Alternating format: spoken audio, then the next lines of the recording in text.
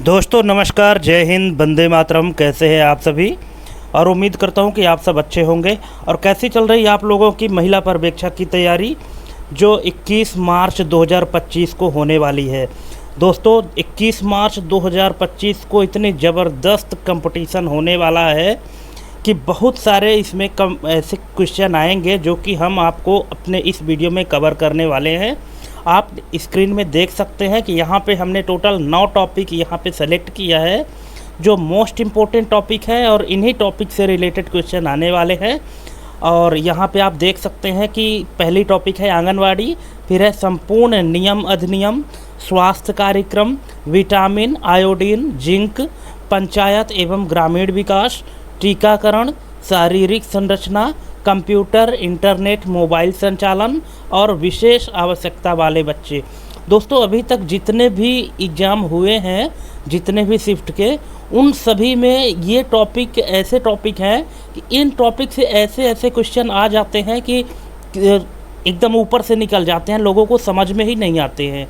ठीक है, तो हम आपके लिए इस तरह से क्वेश्चन लेके आए हैं कि आप अगर एक बार ये कंप्लीट वीडियो देख लिए, जिसमें हमने टोटल 150 क्वेश्चन रखा है, 150 क्वेश्चन आपके लिए हम लेकर आए हैं, तो एक बार कंप्लीट वीडियो देख लीजिए एग्ज़ाम में जाने से पहले, ताकि बाद में आपको पछताना ना पड़े कि काश अगर वो वीडियो मैं देख लिया होता। ठीक है, तो दोस्तों 21 मार्च 2025 को फर्स्ट और सेकंड शिफ्ट में जो भी टॉपिक से रिलेटेड क्वेश्चन आएंगे, ये पूरे टॉपिक हमने कवर किया है। तो चलिए देरी ना करते हुए हम शुरू करते हैं आज का पहला क्वेश्चन। तो ये रहा आज का हमारा पहला क्वेश्चन। अब दोस्तों क्या है कि सुपरवाइज़र का आप एग्ज़ाम देने जा रहे हैं, आंगनवाड़ी सुपरवाइज़र, महिला सुपरवाइज़र या महिला पर्यवेक्षक का, तो उसी से रिलेटेड कुछ क्वेश्चन हम यहाँ पे इन्हें इंक्लूड किए हैं। इनका आपको आंसर देना है, अगर आपको आता है तो। नहीं आता है तो यहाँ तो हम आपको बता ही रहे हैं, लेकिन एक बार आप ट्राई ज़रूर करिएगा आप अपने से आंसर देने के लिए, क्योंकि ये लास्ट स्ट्रोक है तैयारी का। ठीक है, क्योंकि सिर्फ आपके पास आज बस का टाइम है, कल आप एग्ज़ाम देने ही जाएंगे। ठीक है, तो कंप्लीट वीडियो देखिएगा, बिना स्किप किए देखिएगा, और लास्ट में हमको कमेंट करके बताइएगा कि आपके टोटल कितने नंबर सही हुए हैं। तो यहाँ पे पहला क्वेश्चन है कि आंगनवाड़ी सुपरवाइज़र भर्ती के लिए आयु सीमा क्या होती है। जो आंगनवाड़ी सुपरवाइज़र हैं, जो आप लोग फॉर्म भरे हैं, तो इसकी आयु सीमा क्या होती है, क्या है? 18 से 25 वर्ष, 21 से 35 वर्ष, 25 से 40 वर्ष, या 30 से 45 वर्ष? क्या है इसकी आयु सीमा? क्या आपको पता है? आप लोगों ने फॉर्म डाला है, तो आई थिंक इस क्वेश्चन का आंसर सभी को पता होना चाहिए, किसी का आंसर इसमें गलत नहीं होना चाहिए। ठीक है, तो दोस्तों अगर आप इसका आंसर करेक्ट जानते हैं तो एक बार इस पहले क्वेश्चन का ही आंसर कमेंट करिए कि क्या होना चाहिए। और अगर नहीं पता तो मैं आपको बता देता हूँ, यहाँ पे इसकी राइट आंसर है 21 से 35 वर्ष। जो महिला सुपरवाइज़र है उनकी जो आयु सीमा है वो 21 वर्ष से 35 वर्ष के बीच होनी चाहिए। ठीक है, कम से कम 21 वर्ष और अधिक से अधिक 35 वर्ष। हालांकि इसमें कुछ जो रिजर्व कैटेगरी वाले होते हैं तो उनको 4-5 साल की छूट भी मिल जाती है ना। लेकिन जो एक स्टैंडर्ड आयु सीमा रखी गई है वो 21 से 35 वर्ष है। नेक्स्ट क्वेश्चन है, आंगनवाड़ी योजना के तहत लाभार्थियों को मिलने वाला टेक होम राशन, जिसको शॉर्ट में THR कहते हैं, क्या होता है? जो टेक होम राशन है ये क्या होता है? तो ये होता है दोस्तों पोषाहार सामग्री। ऑप्शन नंबर 20 का राइट आंसर हो जाएगा। नेक्स्ट क्वेश्चन है, आंगनवाड़ी सुपरवाइज़र भर्ती परीक्षा में कौन से विषय पूछे जाते हैं? अब देखिए आप लोग परीक्षा दे रहे हैं, आपको इसी तरह के भी क्वेश्चन आ सकते हैं। इसमें आप ये मत परेशान होइएगा कि ये कैसा क्वेश्चन है। ठीक है, क्योंकि सामने वाले को पता है ना कि आप तैयारी किए हैं, और तैयारी किए हैं तो आपको ये भी पता होगा कि टोटल कितने खंड हैं और किस खंड में क्या क्या है, तो ये आपको पता होना चाहिए। तो दोस्तों महिला पर्यवेक्षक या सुपरवाइज़र भर्ती परीक्षा में जो विषय पूछे जाते हैं, सामान्य ज्ञान बिल्कुल सही है, गणित व रीजनिंग, हाँ ये भी पूछा जाता है, बाल विकास एवं पोषण ये भी पूछा जाता है। इसका मतलब कि उपरोक्त सभी जितने भी ऑप्शन हैं ये सभी सही हैं, ये सभी पूछे जाते हैं। नेक्स्ट क्वेश्चन है, आंगनवाड़ी सुपरवाइज़र की निगरानी में आमतौर पर कितने आंगनवाड़ी केंद्र होते हैं? अब देखिए जो आंगनवाड़ी सुपरवाइज़र होती हैं तो इनके निगरानी में कितने आंगनवाड़ी केंद्र होते हैं? 10 से 15, 20 से 25, 30 से 40 या 50 से 60? कितने होते हैं? क्या आपको इसका आंसर पता है? आप सुपरवाइज़र बनने जा रहे हैं तो ये तो आपको पता होना चाहिए ना कि सुपरवाइज़र की पोस्ट क्या होती है और इसके अंतर्गत क्या क्या काम होता है। ये तो आपको, ये कॉमन सी चीज़ है, ये जानकारी आपको होनी चाहिए। और अगर नहीं है तो मैं बता देता हूँ कि सुपरवाइज़र की निगरानी में जो आमतौर पर आंगनबाड़ी की संख्या होती है वो 20 से 25 होती है। ऑप्शन नंबर 20 का राइट आंसर हो जाएगा। दोस्तों, अगर आप हमारे चैनल में पहली बार आए हैं तो प्लीज़ चैनल को सब्सक्राइब करके रखें, बेल आइकन प्रेस करके रखें। जिनका एग्ज़ाम 21 मार्च को है वो भी सब्सक्राइब कर लें, और जिनका आगामी डेट में अभी एग्ज़ाम होने वाला है, जिनके पास अभी गोल्डन टाइम बचा हुआ है, वो लोग भी सब्सक्राइब करके रखें। क्योंकि मैं प्रतिदिन जितने भी दिन हैं और हर दिन के लिए, प्रत्येक डेट के लिए मैं MCQ लेके आता हूँ अलग अलग टॉपिक पर, तो वो आपको मिल जाएगा, है ना। तो आप चैनल सब्सक्राइब करके बेल आइकन प्रेस करके रखिए, और दोस्तों के बीच में अपने शेयर भी करिए वीडियो। हो सकता है आपके माध्यम से किसी और का भी भला हो जाए, है ना। चलिए नेक्स्ट क्वेश्चन की ओर चलते हैं। राष्ट्रीय पोषण मिशन के तहत मुख्य लक्ष्य क्या है? अब यहाँ पे 4 ऑप्शन दिए गए हैं, चारों पढ़िए क्या लिखा हुआ है कि 2025 तक बाल मृत्यु दर को 50% कम करना। दूसरा है 2025 तक एनीमिया और स्टंटिंग को 2% वार्षिक दर से कम करना। सभी आंगनवाड़ी कार्यकर्ताओं को सरकारी सेवक बनाना, या प्रत्येक ज़िले में 50 नए आंगनवाड़ी केंद्र खोलना। इसका राइट आंसर क्या हो जाएगा? इसका राइट आंसर है दोस्तों ऑप्शन नंबर बी, 2025 तक एनीमिया और स्टंटिंग को 2% वार्षिक दर से कम करना। ये है इसका राइट आंसर क्वेश्चन नंबर 5 का, ऑप्शन नंबर बी। नेक्स्ट है, आंगनवाड़ी केंद्रों में पोषण गुणवत्ता सुनिश्चित करने के लिए निम्नलिखित में से कौन सी एजेंसी जिम्मेदार होती है? स्वास्थ्य मंत्रालय, राष्ट्रीय पोषण संस्थान, महिला एवं बाल विकास मंत्रालय, या पंचायत राज मंत्रालय? तो दोस्तों पंचायत राज मंत्रालय तो पहले ही बाहर हो गया, ये इससे कोई संबंध नहीं है। 3 ऑप्शन बचे हैं, इन 3 में से कौन सा सही होगा? अगर आपके एग्ज़ाम में ऐसा क्वेश्चन आता है तो आप यहाँ पे कौन सा आंसर टिक करेंगे, इसको हमको कमेंट करके बताइए। और अगर नहीं पता तो देख लीजिए, इसका राइट आंसर हो जाएगा ऑप्शन नंबर सी, महिला एवं बाल विकास मंत्रालय।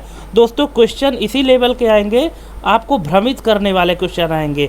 ऑप्शन ऐसे दे देंगे कि आप उसमें डिसाइड नहीं कर पाएंगे कि करेक्ट ऑप्शन कौन सा होगा।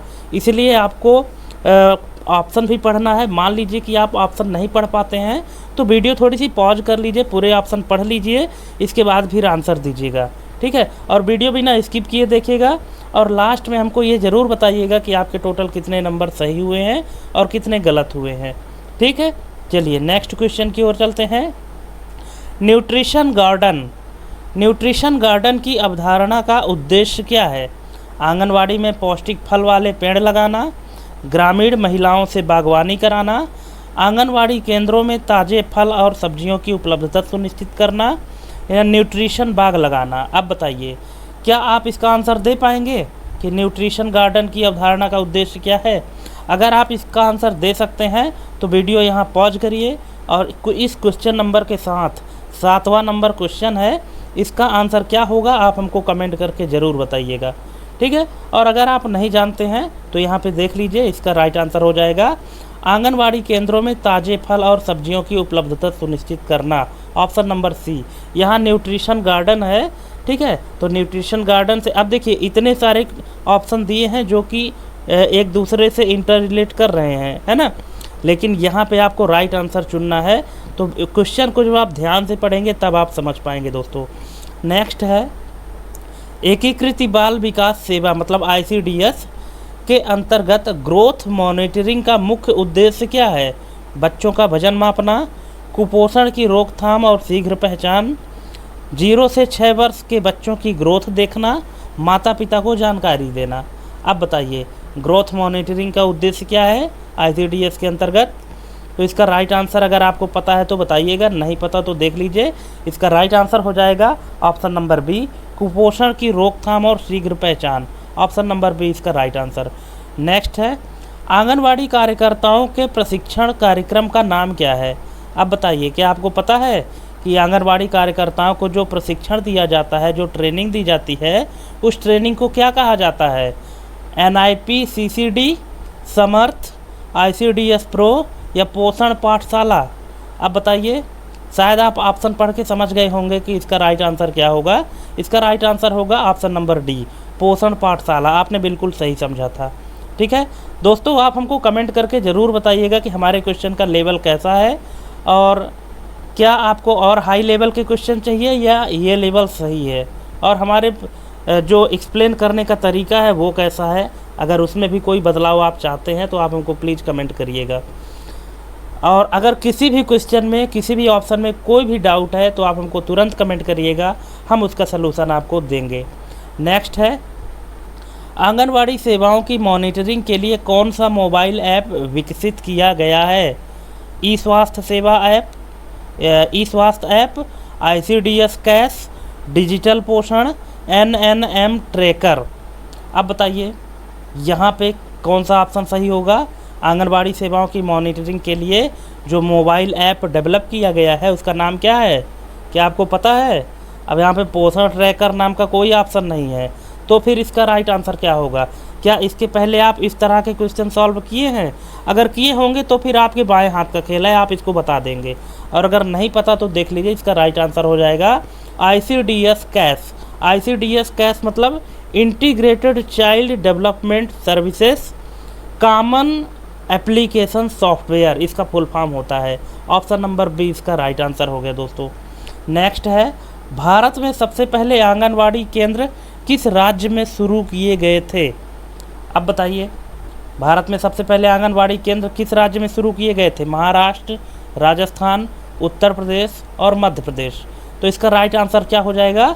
राजस्थान। ठीक है, अब देखिए आप अगर इसके पहले पढ़े होंगे तो हो सकता है कि आपको इसके स्थान पे और भी कोई दूसरा नाम मिला हो।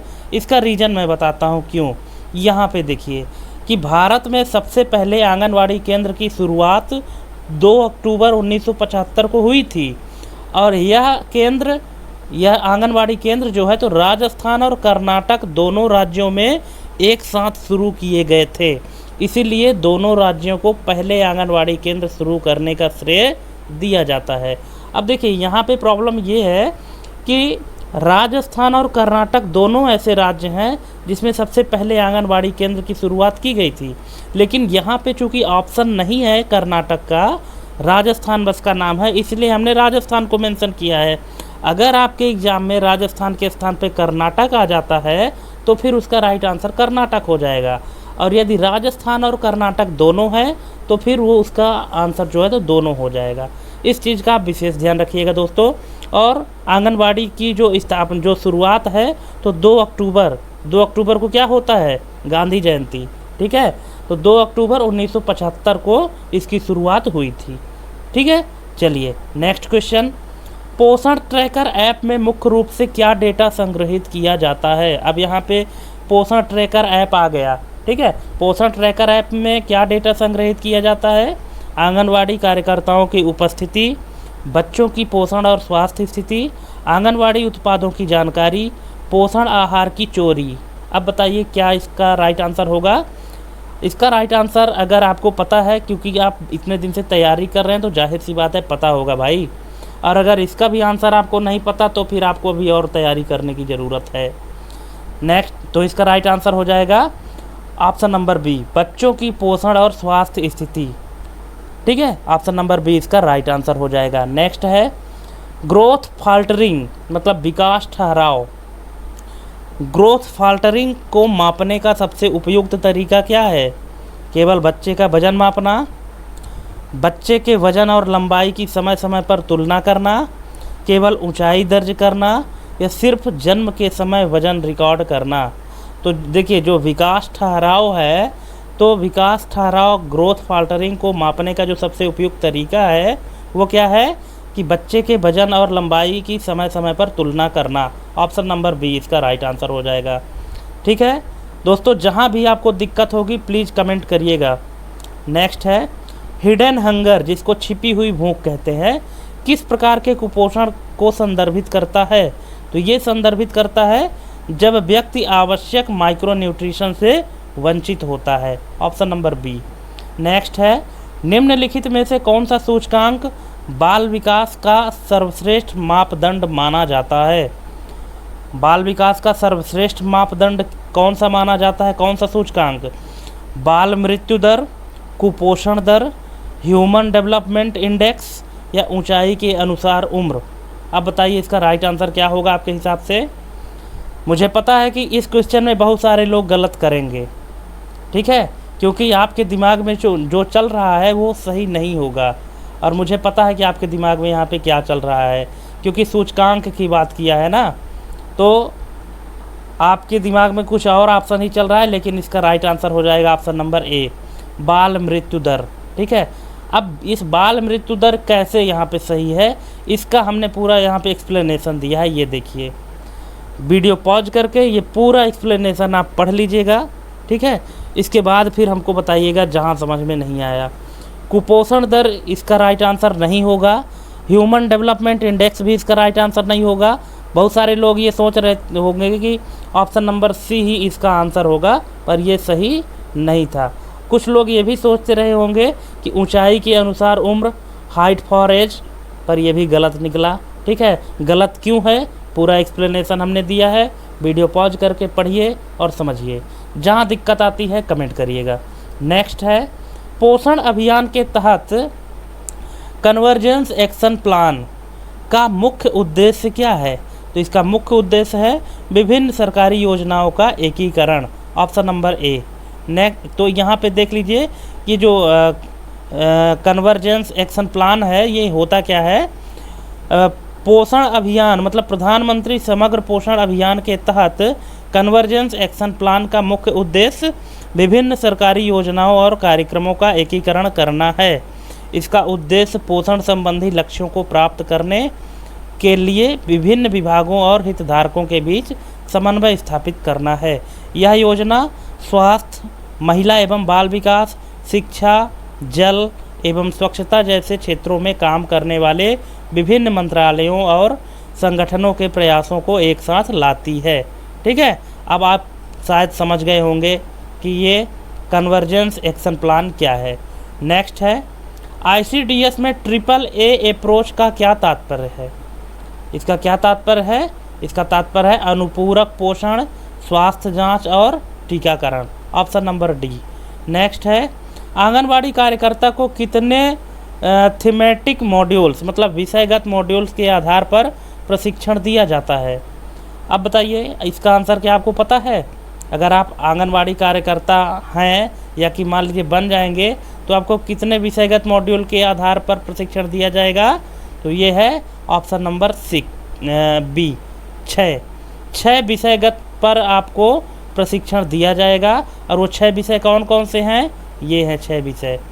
पहला है शिशु और छोटे बच्चों का पोषण, दूसरा है बच्चों का स्वास्थ्य और देखभाल, तीसरा है प्रारंभिक बाल्यावस्था देखभाल और शिक्षा, चौथा है पोषण और स्वास्थ्य शिक्षा, पांचवा है किशोरियों का स्वास्थ्य और पोषण, और छठवां है आंगनबाड़ी कार्यकर्ता की भूमिका और जिम्मेदारियां। तो इस तरह से टोटल 6 विषय पर प्रशिक्षण दिया जाता है आंगनबाड़ी कार्यकर्ता को।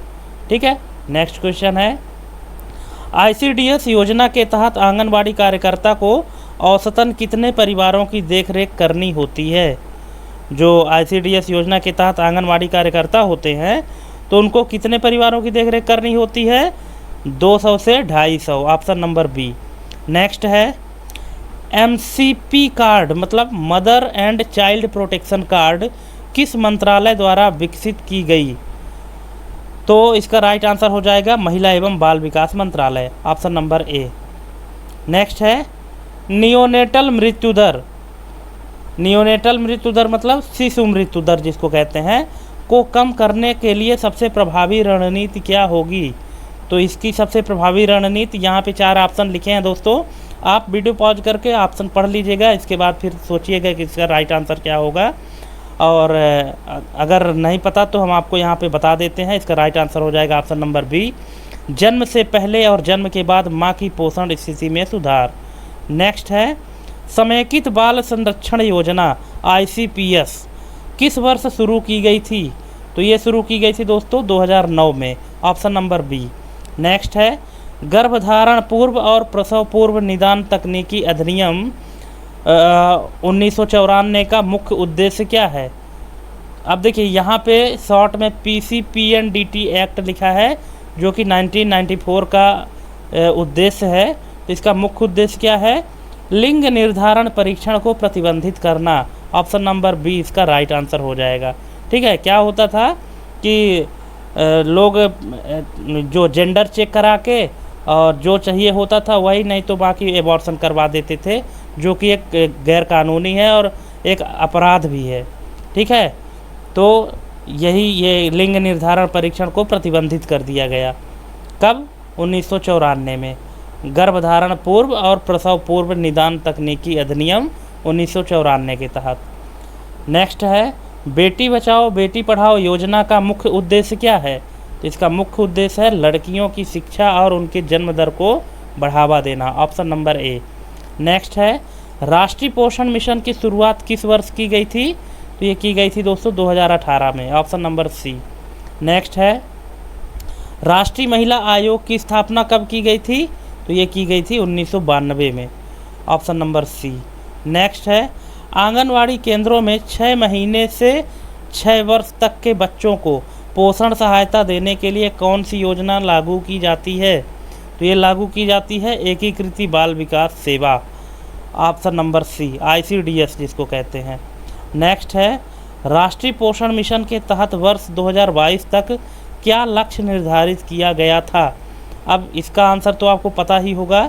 इसका राइट आंसर है 0 से 6 वर्ष तक के बच्चों में कुपोषण दर 2% प्रति वर्ष कम करना। Option number B. नेक्स्ट है प्रधानमंत्री मातृ वंदना योजना के तहत वित्तीय सहायता कितनी किस्तों में दी जाती है। 1 किस्त, 2 किस्त, 3 किस्त या 4 किस्त। तो ये दी जाती है दोस्तों 3 किस्तों में। ठीक है, 3 किस्तों में दी जाती है। कितनी कितनी, अब यहाँ पे देख लीजिए। पहली किस्त में 1000, दूसरी किस्त में 2000 और तीसरी किस्त में 2000। टोटल कितना, 5000। ठीक है, तो अब देखिए क्वेश्चन आपसे किसी तरह से भी घुमा फिरा के पूछ सकता है। यहाँ पे आपको इस चीज़ का ध्यान रखना है। हो सकता है क्वेश्चन में आपसे यही पूछ दे कि प्रधानमंत्री मातृ वंदना योजना में तीसरी किस्त में कितना रुपया दिया जाता है। तो ये आपको ध्यान रखना है कि 2000 ही दिया जाता है। सिर्फ पहली किस्त में 1000 दिया जाता है पंजीकरण के समय, और दूसरी किस्त कब दी जाती है, गर्भावस्था के 6 महीने बाद कम से कम 1 जांच कराने पर, और तीसरी किस्त बच्चे के जन्म के बाद और बच्चे के पहले चरण का टीकाकरण मिलने पर। ठीक है, तो इस तरह से 3 किस्त को बांटा गया है। नेक्स्ट है बेटी बचाओ बेटी पढ़ाओ योजना में प्रमुख रूप से किस स्तर पर जागरूकता अभियान चलाया जाता है। ग्राम पंचायत स्तर पर, जिला स्तर पर, राज्य स्तर पर या राष्ट्रीय स्तर पर। तो इसका राइट आंसर हो जाएगा दोस्तों जिला स्तर पर। Option number B. नेक्स्ट है घरेलू हिंसा में महिलाओं का संरक्षण अधिनियम किस वर्ष लागू किया गया था। ये तो सबको पता होगा, घरेलू हिंसा अधिनियम 2005। बिल्कुल सही। ऑप्शन नंबर सी इसका राइट आंसर है। नेक्स्ट है मुस्लिम महिला अधिनियम 2019 का मुख्य उद्देश्य क्या है। तो मुस्लिम महिला अधिनियम 2019 का जो मुख्य उद्देश्य है वो है ट्रिपल तलाक को गैरकानूनी और दंडनीय अपराध बनाना। Option number B. नेक्स्ट है कार्यस्थल पर महिलाओं के यौन उत्पीड़न से सुरक्षा अधिनियम 2013 के तहत क्या अनिवार्य किया गया है।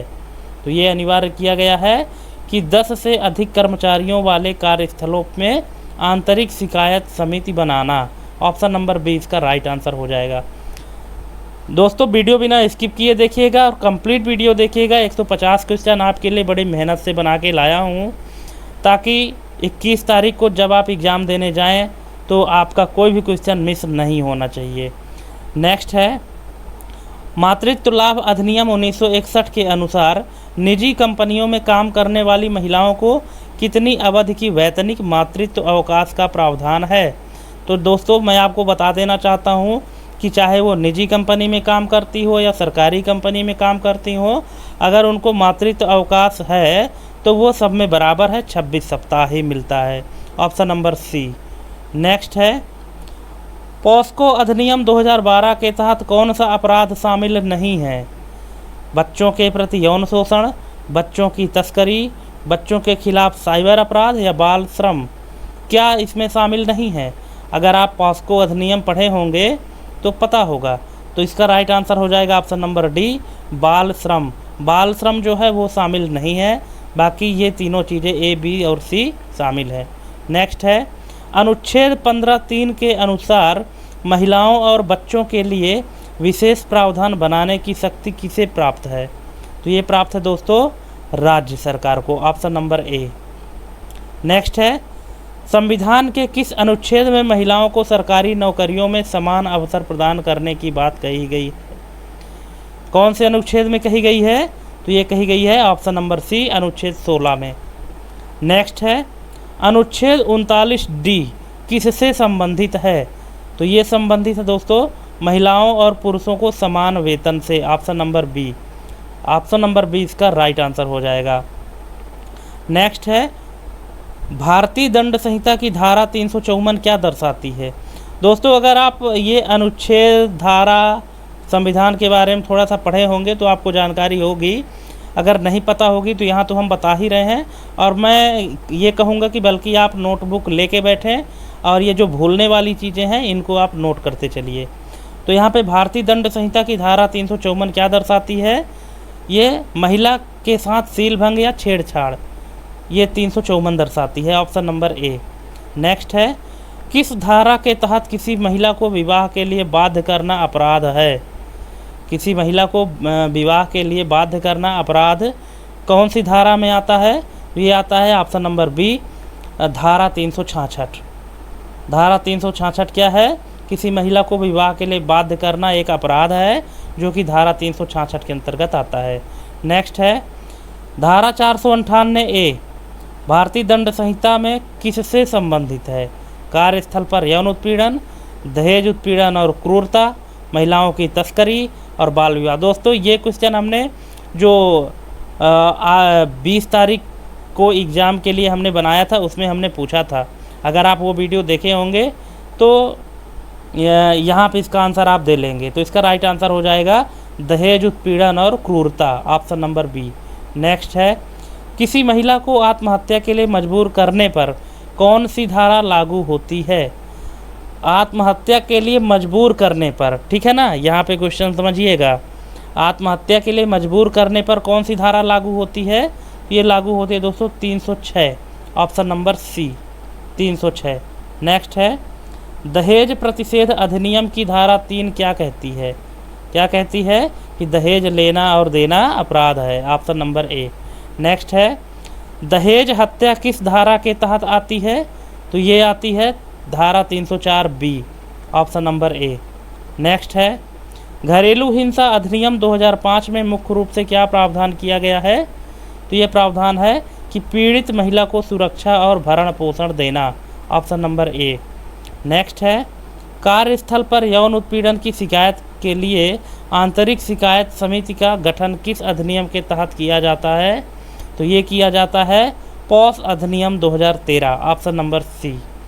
नेक्स्ट है, शहरी स्वास्थ्य सेवाओं को बेहतर बनाने के लिए राष्ट्रीय शहरी स्वास्थ्य मिशन किस वर्ष शुरू किया गया था? तो ये शुरू किया गया था दोस्तों 2013 में, ऑप्शन नंबर सी इसका राइट आंसर हो जाएगा। नेक्स्ट है, आशा कार्यकर्ता की नियुक्ति किस स्वास्थ्य योजना के अंतर्गत की जाती है? तो ये राष्ट्रीय ग्रामीण स्वास्थ्य मिशन, आयुष्मान भारत योजना, जननी सुरक्षा योजना या प्रधानमंत्री मातृवंदना योजना। तो आशा कार्यकर्ता की जो नियुक्ति है तो किसके अंतर्गत होती है? राष्ट्रीय ग्रामीण स्वास्थ्य मिशन। हो सकता है आपके एग्जाम में राष्ट्रीय स्वास्थ्य मिशन बस रहे, है ना, NHM बस रहे, तो आपको कंफ्यूज नहीं होना है, वही चीज़ है। नेक्स्ट है, जननी सुरक्षा योजना का मुख्य उद्देश्य क्या है? तो इसका मुख्य उद्देश्य है प्रसव के दौरान संस्थागत डिलीवरी को बढ़ावा देना, ऑप्शन नंबर बी। नेक्स्ट है, बच्चों में कुपोषण की पहचान के लिए कौन सा मानक संकेतक उपयोग किया जाता है? तो ये किया जाता है दोस्तों mid arm circumference, option number B. Next है, राष्ट्रीय मानसिक स्वास्थ्य कार्यक्रम NMSP का मुख्य उद्देश्य क्या है? इसका मुख्य उद्देश्य है मानसिक स्वास्थ्य सेवाओं की पहुंच बढ़ाना, ऑप्शन नंबर बी। नेक्स्ट है, कौन सा विटामिन शरीर में नाइट्रोजन संतुलन बनाए रखने में मदद करता है? तो इसका राइट आंसर क्या होगा? आपको अगर पता है तो कमेंट करिएगा, नहीं पता तो देख लीजिए। इसका राइट आंसर हो जाएगा ऑप्शन नंबर ए, विटामिन B6। नेक्स्ट है, थायमिन की कमी से कौन सा रोग होता है? थायमिन की कमी से बेरी रोग होता है, ऑप्शन नंबर बी। नेक्स्ट है, विटामिन डी शरीर में किस खनिज के अवशोषण को नियंत्रित करता है? तो ये करता है दोस्तों कैल्शियम को, ऑप्शन नंबर बी।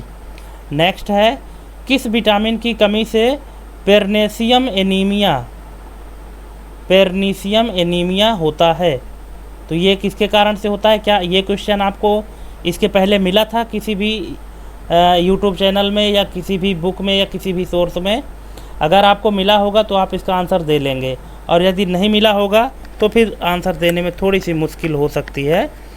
यहाँ पे इसका राइट आंसर हो जाएगा दोस्तों option number C, vitamin B12। Vitamin B12 की कमी से पेर्नीशियम एनीमिया होता है। इस चीज़ को ध्यान रखिएगा, अगर एग्ज़ाम में इस तरह आता है तो आपको विटामिन B12 याद रखना है। नेक्स्ट है, कौन सा विटामिन शरीर में रेडॉक्स अभिक्रियाओं में सहायक होता है? तो ये होता है दोस्तों vitamin C, option number B. Next है, रेटिनॉल किस विटामिन का सक्रिय रूप है? तो ये है विटामिन ए का। विटामिन ए का सक्रिय रूप क्या है?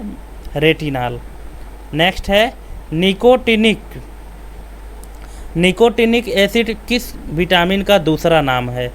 अब बताइए, क्या इसका आंसर आपको पता है कि निकोटिनिक एसिड किस विटामिन का दूसरा नाम है? तो ये है दोस्तों vitamin B3, option number C. B3, vitamin B3 का दूसरा नाम क्या है? Nicotinic acid. नेक्स्ट है, लीवर में विटामिन ए किस रूप में संग्रहित होता है? तो ये होता है दोस्तों retinol, option number A. Next है, आयोडीन शरीर में किस हार्मोन के उत्पादन के लिए आवश्यक है? Insulin, thyroxine, adrenaline, estrogen. तो इसका राइट आंसर हो जाएगा thyroxine, option number B.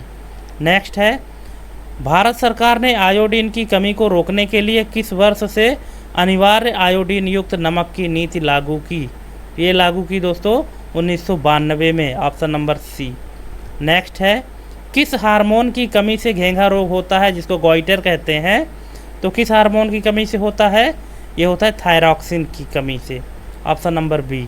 Next है, आयोडीन की कमी से बच्चों में कौन सी समस्या हो सकती है? एनीमिया, क्रेटिनिज्म, स्कर्वी या नाइट ब्लाइंडनेस? तो इसका राइट आंसर हो जाए दोस्तों cretinism, option number B. Next है, जिंक शरीर में किस एंजाइम के कार्य में सहायता करता है? ये करता है दोस्तों carbonic anhydrase, option number B. Next है, शरीर में जिंक की अधिक मात्रा से कौन सा खनिज अवशोषण प्रभावित होता है? तो ये प्रभावित होता है आयरन, लोहा, option number A. Next question है, जिंक की कमी से कौन सी समस्या हो सकती है? तो ये हो सकती है स्वाद और गंध की संवेदनशीलता में कमी, ऑप्शन नंबर बी। नेक्स्ट है, गर्भावस्था के दौरान जिंक की कमी से किस समस्या का खतरा बढ़ सकता है? तो ये बढ़ सकता है नवजात का कम वजन, ऑप्शन नंबर बी। नेक्स्ट है, निम्नलिखित में से कौन सा जिंक का प्रमुख स्रोत नहीं है? लाल मांस, मछली, चावल, सीप। तो यहाँ पे आपको ध्यान देके पढ़ना है कि इसका राइट आंसर क्या होगा, क्योंकि 4 ऑप्शन दिए गए हैं, 4 में से एक बिल्कुल अलग है, वही इसका आंसर होगा चावल, ऑप्शन नंबर सी। नेक्स्ट है, कौन सा विटामिन ऊर्जा उत्पादन में FAD और FMN के रूप में कार्य करता है? तो ये करता है option number B, B2, vitamin B2। Next है, बायोटिन की कमी से कौन सा विकार हो सकता है? तो ये हो सकता है दोस्तों dermatitis, option number B.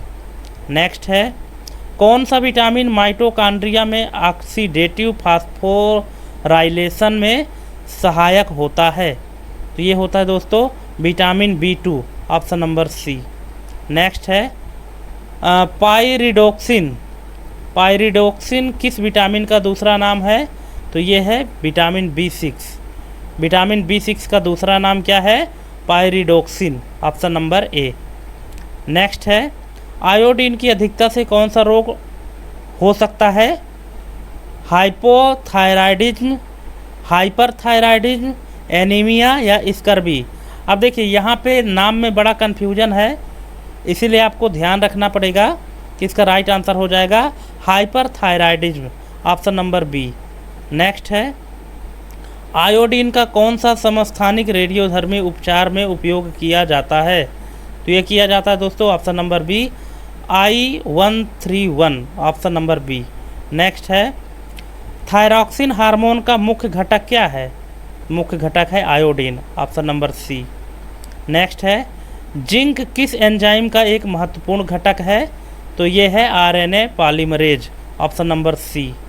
Next है, निम्नलिखित में से कौन सा जिंक का अच्छा स्रोत नहीं है? तो ये है हरी सब्जियां। हरी सब्जियां देखिए ऐसा नहीं है कि मतलब जिंक का इसमें जो है 1% नहीं मिलता, मिलने के लिए स्रोत मिलता है हरी सब्जियों में, लेकिन क्या है कि कम मिलता है।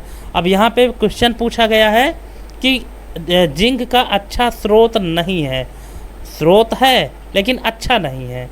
कौन? हरी सब्जियाँ। बाकी अखरोट, मछली, अंडे ये सब अच्छे स्रोत हैं जिंक के लिए, पर हरी सब्जियाँ उतनी अच्छी नहीं है जितना कि और है। नेक्स्ट है, जिंक की अधिक मात्रा में शरीर में किस विषाक्तता का खतरा होता है?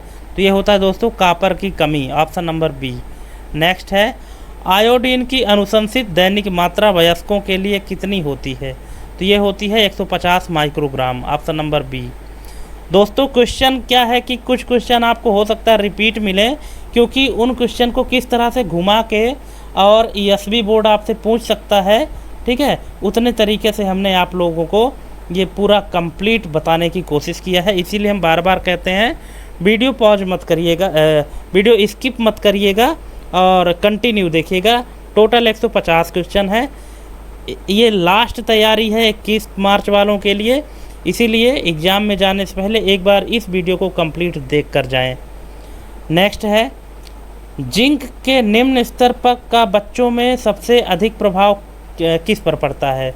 अगर जिंक का जो लेवल है वो कम है तो बच्चों में सबसे अधिक प्रभाव किस पर पड़ता है? तो ये पड़ता है दोस्तों बुद्धि का विकास, ठीक है। अब किस तरह से पड़ता है यहाँ एक्सप्लेनेशन लिखा है, आप पढ़ लीजिएगा। नेक्स्ट है, भारतीय संविधान में पंचायत राज प्रणाली को किस संशोधन द्वारा संवैधानिक दर्जा दिया जाता है? तो यह दिया जाता है दोस्तों 73वां संशोधन, option number B.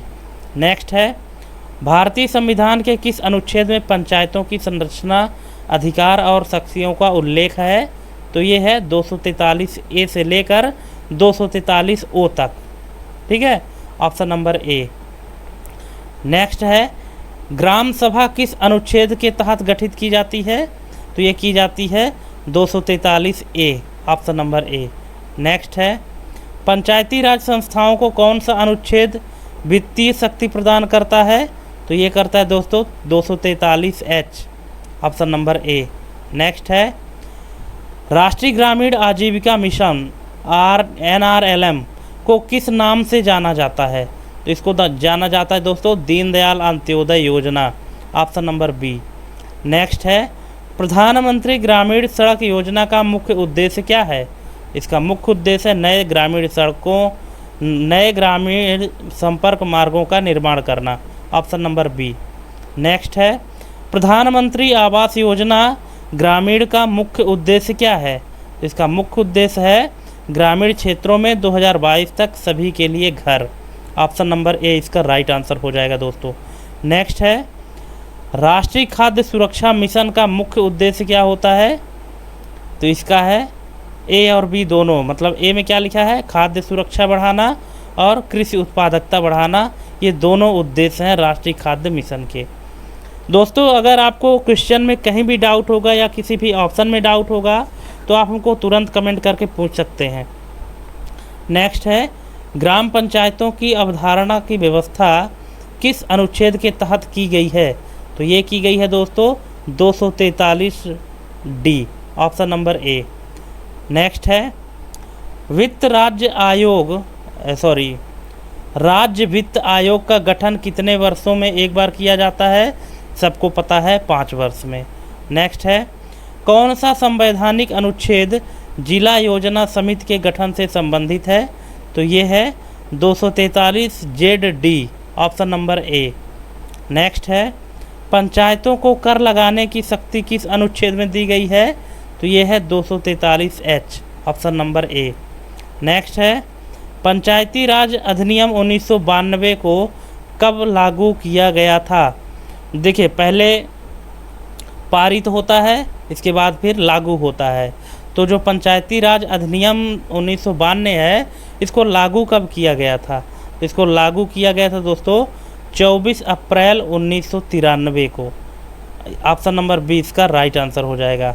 Next question, पंचायती राज संस्थाओं के निर्वाचनों का संचालन कौन करता है? तो ये करता है राज्य निर्वाचन आयोग, ऑप्शन नंबर ए। नेक्स्ट है, पंचायतों को शक्ति और अधिकार प्रदान करने के लिए कौन सा अनुच्छेद जिम्मेदार है? तो ये है अनुच्छेद 243 G। नेक्स्ट क्वेश्चन है, टीकाकरण किस सिद्धांत पर कार्य करता है? निष्क्रिय प्रतिरक्षा, सक्रिय प्रतिरक्षा, सहायक प्रतिरक्षा या प्राकृतिक प्रतिरक्षा? तो इसका राइट आंसर हो जाएगा दोस्तों सक्रिय प्रतिरक्षा, active immunity, option number B. Next question, WHO के अनुसार टीकाकरण का प्राथमिक उद्देश्य क्या है? इसका प्राथमिक उद्देश्य है प्रतिरक्षा तंत्र को मजबूत बनाना, ऑप्शन नंबर बी। नेक्स्ट है, निम्नलिखित में से कौन सा टीका जीवित लेकिन कमज़ोर वायरस पर आधारित नहीं है? तो ये है hepatitis B, option number D इसका राइट आंसर है हेपेटाइटिस बी। नेक्स्ट है, भारत पहली बार दुनिया में टीकाकरण की खोज किस वैज्ञानिक ने की थी? पहली बार दुनिया में टीकाकरण की खोज किस वैज्ञानिक ने की थी? तो ये किए थे एडवर्ड जेनर ने, ऑप्शन नंबर ए। नेक्स्ट है, इनमें से कौन सा टीका बैक्टीरिया आधारित है? पोलियो, BCG, MMR या इन्फ्लुएंजा? तो ये है इसका राइट आंसर है BCG, option number B. Next है, mRNA वैक्सीन किस सिद्धांत पर आधारित होती है? तो ये है आनुवांशिकी सामग्री का उपयोग, option number C. Option number C इसका राइट आंसर हो जाएगा दोस्तों। नेक्स्ट है, मिशन इंद्रधनुष का दूसरा चरण कब शुरू किया गया था? तो ये शुरू किया गया था 2017 में, ऑप्शन नंबर सी। नेक्स्ट है, मानव पैपिलोमा वायरस वैक्सीन मुख्य रूप से किस रोग से बचाने के लिए दी जाती है? तो ये दी जाती है सर्वाइकल कैंसर से बचाने के लिए, ऑप्शन नंबर ए इसका राइट आंसर हो जाएगा। नेक्स्ट है, रोटा वायरस वैक्सीन मुख्य रूप से किस रोग की रोकथाम के लिए दी जाती है? तो ये है डायरिया के लिए। दोस्तों, डायरिया जिसको उल्टी दस्त भी कहते हैं, हो सकता है कि जब आप एग्ज़ाम देने जाएं तो उसमें डायरिया के स्थान पे उल्टी दस्त अगर लिख देता है तो वहाँ पे आपको कंफ्यूज नहीं होना है, क्योंकि डायरिया का मतलब ये उल्टी दस्त ही है। नेक्स्ट है, कोविड-19 टीकाकरण के लिए पहली mRNA वैक्सीन कौन सी थी? Covaxin, Sputnik V, Pfizer BioNTech या कोवोवैक्स? अब बताइए यहाँ पे इसका राइट आंसर क्या होगा? अगर आपको पता है तो बताइएगा, नहीं पता तो देख लीजिए। इसका राइट आंसर है Pfizer BioNTech, option number C. Next है, वैक्सीन की प्रभावकारिता और प्रभावशीलता में क्या अंतर है? मतलब इफिकेसी और इफ़ेक्टिवनेस, इन दोनों में क्या अंतर है? तो यह है कि प्रभावकारिता लैब टेस्टिंग में देखी जाती है, जबकि प्रभावशीलता वास्तविक परिस्थितियों में देखी जाती है, ऑप्शन नंबर ए। नेक्स्ट है, निष्क्रिय टीके किस प्रकार के होते हैं? तो ये होते हैं मृत वायरस पर आधारित, ऑप्शन नंबर बी। नेक्स्ट है, कौन सा टीका केवल महिलाओं के लिए अनिवार्य रूप से सुझाया जाता है? तो ये है HPV, option number B. Next है, WHO के अनुसार टीका प्रतिरोधकता का मुख्य कारण क्या है? जागरूकता की कमी, ऑप्शन नंबर ए। नेक्स्ट है, मानव शरीर में सबसे अधिक प्रोटीन कौन सा पाया जाता है? तो ये है collagen, option number C. Next है कौन सा ऊतक शरीर के सभी ऊतकों को आपस में जोड़ने का कार्य करता है? तो ये करता है दोस्तों संयोजी ऊतक, इसका नाम ही है संयोजन करना। ठीक है, तो इस ट्रिक से आप इसको याद कर सकते हैं। नेक्स्ट है रक्त किस प्रकार के ऊतक का उदाहरण है? तो ये है संयोजी ऊतक, ऑप्शन नंबर ए। नेक्स्ट है शरीर में सबसे कठोर हड्डी कौन सी होती है? तो ये होती है दोस्तों फीमर, जिसको जांग की हड्डी कहते हैं, option number A. Next question मानव हृदय की चतुर्थी ध्वनि किससे संबंधित है? तो ये संबंधित है अलिंद संकुचन से, option number B. Next Bharat का कौन सा रक्त का कौन सा घटक रक्त के थक्के जमाने में सहायक होता है? प्लेटलेट्स, लाल रक्त कोशिकाएं, प्लाज्मा या श्वेत रक्त कणिकाएं? तो इसका राइट आंसर हो जाएगा platelets, option number A. Next है मस्तिष्क का कौन सा भाग शरीर के संतुलन को नियंत्रित करता है? तो ये करता है दोस्तों cerebellum, option number C. Next है न्यूरॉन में विद्युत संचार किस तत्व के माध्यम से होता है? तो ये होता है sodium, option number C. Next है शरीर में सबसे लंबी तंत्रिका कौन सी होती है? तो ये है sciatic nerve, option number B. Next liver में पित्त का उत्पादन मुख्य रूप से किस पदार्थ से किया जाता है? तो ये किया जाता है कोलेस्ट्रॉल से, ऑप्शन नंबर बी। नेक्स्ट गुर्दे में नेफ्रॉन का मुख्य कार्य क्या है? रक्त का शुद्धिकरण करना, ऑप्शन नंबर ए। नेक्स्ट दोस्तों अगर आपको लगता है कि आप खुद आंसर देना चाहते हैं और आप पूरे ऑप्शन नहीं पढ़ पा रहे हैं, तो आप वीडियो पॉज करके और उन ऑप्शन को पढ़ लीजिएगा, इसके बाद फिर आप आंसर दीजिए, तो आपको अपने लेवल का पता चलेगा कि आपने जो आंसर दिया है क्या वो सही है या गलत है। अब यहाँ पे ये क्वेश्चन है कि पेट में भोजन को पचाने के लिए कौन सा अम्ल स्रावित होता है? तो ये होता है दोस्तों hydrochloric acid, option number B. Next है शरीर में रक्त शर्करा मतलब ब्लड शुगर के स्तर को नियंत्रित करने वाला हार्मोन कौन सा है? तो ये है इंसुलिन और ग्लूकागन। ठीक, अगर आपके एग्ज़ाम में मान लीजिए एक ही ऑप्शन रहता है, या तो इंसुलिन या तो ग्लूकागन, दोनों तो नहीं रहेगा, और अगर दोनों रहेगा तो उसमें भी ऑप्शन देगा कि कौन सा है। ए में मान लीजिए इंसुलिन दे दिया, बी में ग्लूकागन दे दिया, और सी में क्या दे दिया, ए और बी दोनों, तो उस कंडीशन में फिर ये दोनों हो जाएंगे। ठीक है। नेक्स्ट है शरीर में कैल्शियम का स्तर बनाए रखने के लिए कौन सा हार्मोन जिम्मेदार है? तो ये है parathyroid hormone, option number B. Next है कौन सा ग्रंथि मेलाटोनिन हार्मोन का स्त्राव करती है? तो ये करती है पीनियल ग्रंथि, ऑप्शन नंबर बी।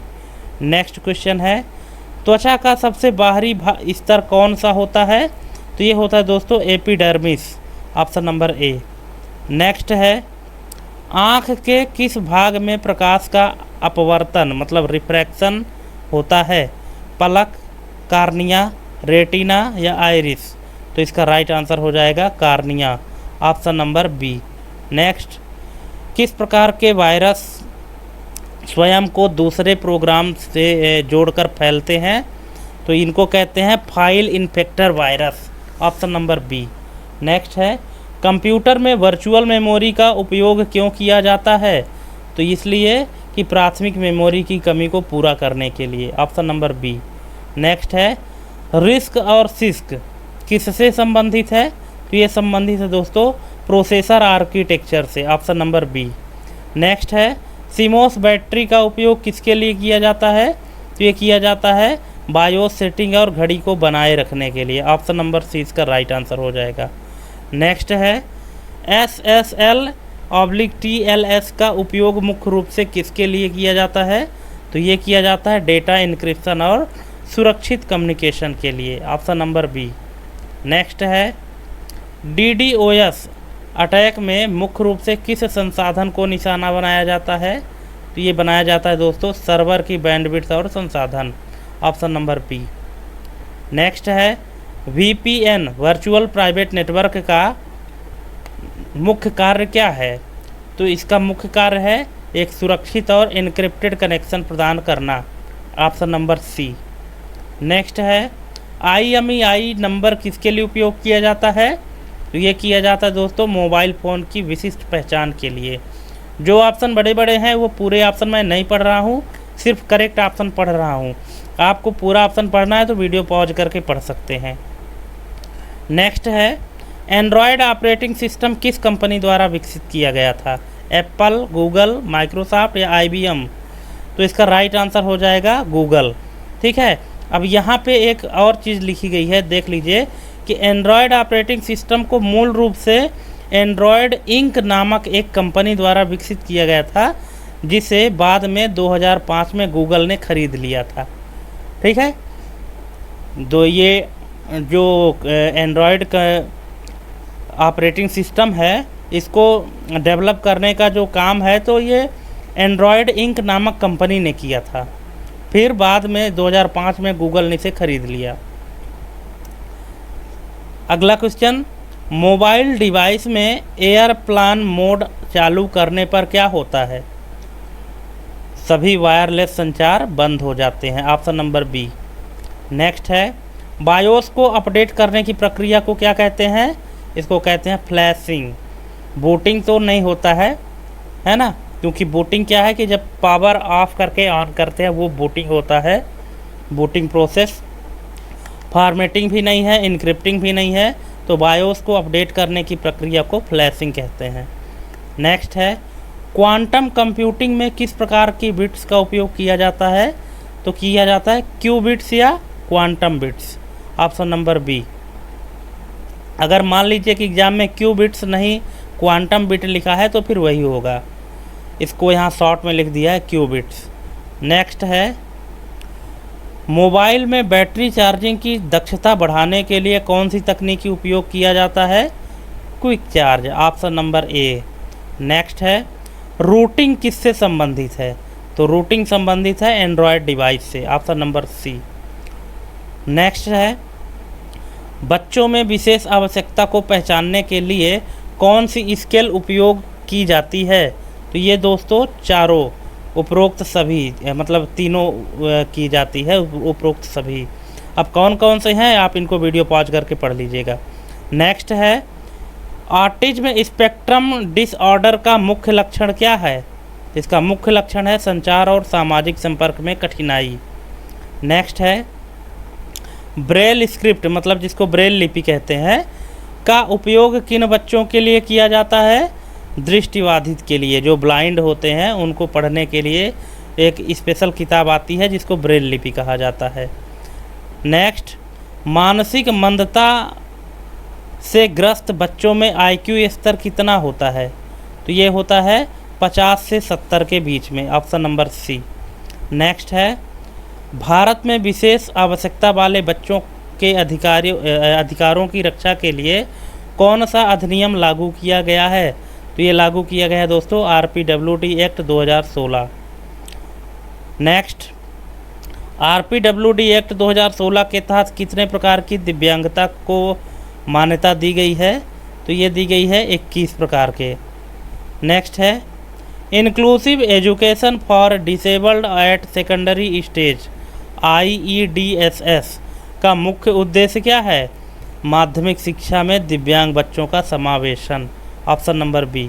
नेक्स्ट है कोक्लियर इम्प्लांट किस प्रकार की दिव्यांगता वाले बच्चों के लिए सहायक उपकरण है? दृष्टिबाधित, श्रवणबाधित, मानसिक मंदता या हकलाने की समस्या? तो इसका राइट आंसर हो जाएगा दोस्तों श्रवणबाधित, ऑप्शन नंबर बी। नेक्स्ट है स्पीच थेरेपी मुख्य रूप से किस प्रकार की समस्या वाले बच्चों के लिए उपयोगी होती है? तो ये स्पीच थेरेपी क्या है? बोलने और भाषा की कठिनाई जिनमें होती है जिन बच्चों में, उसके लिए स्पीच थेरेपी उपयोगी होती है। नेक्स्ट है मानसिक मंदता से ग्रस्त बच्चों के लिए अर्ली इंटरवेंशन प्रोग्राम का मुख्य उद्देश्य क्या है? इसका मुख्य उद्देश्य दोस्तों जल्दी पहचान और हस्तक्षेप, ऑप्शन नंबर ए। तो दोस्तों इस तरह से हमने टोटल 150 क्वेश्चन आपके सामने करा दिए हैं। अगर मान लीजिए हमसे पढ़ने में कहीं मिस्टेक हो गया होगा तो भी आप बताइएगा। और हाँ, लास्ट में आप हमको ये ज़रूर बताइए कि आपके टोटल कितने नंबर सही हुए, कितने गलत हुए हैं। तो आज के लिए बस इतना ही। Thanks for watching. और हमारे चैनल को सब्सक्राइब करके बेल आइकन प्रेस करके रख लीजिए। जिनका एग्ज़ाम नहीं हुआ है अभी, उन सब के लिए मैं डे बाय डे वीडियो लाता रहूँगा। तो चलिए आज के लिए बस इतना ही। जय हिंद, वंदे मातरम।